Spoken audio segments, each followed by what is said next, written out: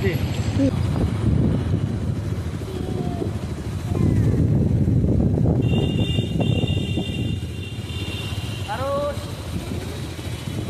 By.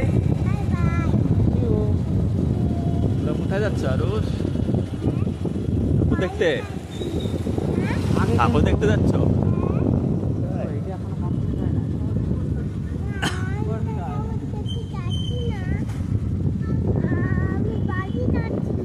এইবার আমরা ঢুকছি আমতলা কাঠপাড়া বুলেট ক্লাবে দুর্গাপুজো প্যান্ডেলে।